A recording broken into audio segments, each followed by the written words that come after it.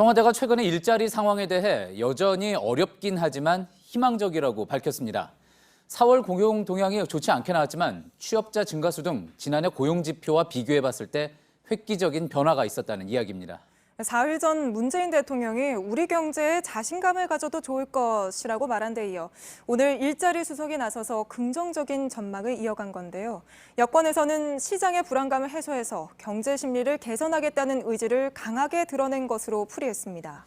하지만 미중 무역 전쟁 같은 세계 경제의 불확실성, 또 부진한 수출 등을 감안하면 낙관하기만은 쉽지 않다는 지적도 나옵니다. 먼저 정재윤 기자의 보도입니다. 청와대는 고용 상황이 지난해보다 나아지고 있다고 밝혔습니다. 고용 상황은 2018년보다는 개선되고 있다 이렇게 말씀드릴 수 있겠습니다.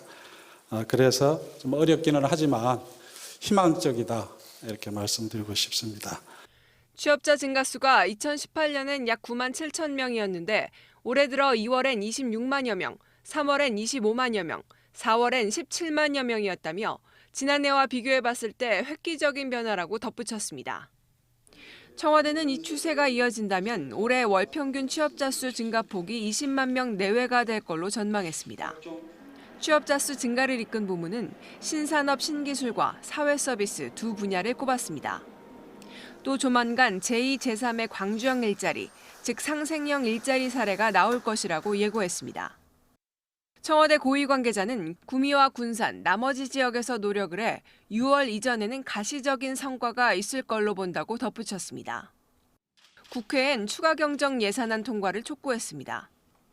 국회에 제출된 추경안이 통과된다면 고용 개선에 특별한 도움이 될 것이다 또 부탁드리고 싶습니다.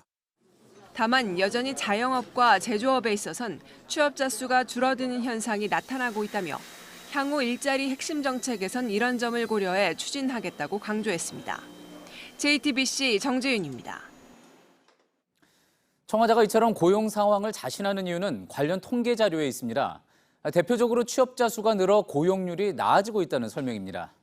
하지만 올해 세계 경제가 불확실하고 우리 수출 전망도 좋지 않은 점 함께 계속 잘 지켜봐야 할 부분입니다. 박영우 기자입니다. 청와대가 내놓은 고용 개선의 근거는 우선 취업자 증가 폭입니다. 국내 주요 기관의 올해 취업자 증가 예측치인 10만에서 15만 명을 뛰어넘고 있다고 밝혔습니다. 2월 26만 명을 시작으로 3월 25만 명, 4월엔 17만여 명으로 지난해 취업자 증가수 약 9만 7천 명을 크게 웃돌고 있다는 겁니다. 고용률도 지난해 하반기와 비교해 좋아지고 있다며 개선 가능성이 보인다고 말했습니다. 고용보험 가입자 증가수도 매달 50만 명 이상으로 유지되고 있다고 밝혔습니다. 그러나 제조업과 자영업 고용 상황은 나아지지 않고 있습니다. 제조업 취업자 수는 지난달 5만 2천 명 줄었고 도소매업은 7만 6천 명 감소했습니다. 미중 무역 갈등으로 세계 경기도 살얼음판을 걷고 있습니다.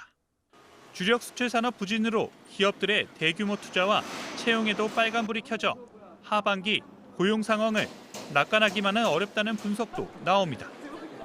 JTBC 박영우입니다.